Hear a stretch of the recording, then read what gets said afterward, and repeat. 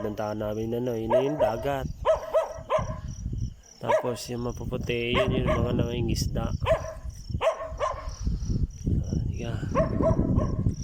Tapos ito yung kalsada. Pag naplatan ka dito, umiyak ka na.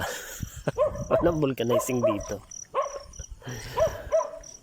Tapos pag nalagutan ng kung ano, ay iyak. Ayan. Kupo dito. Ito may kupo.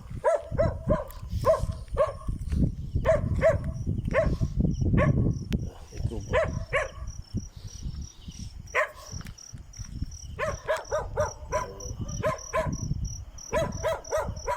Oy. Kaingin naman ang aso.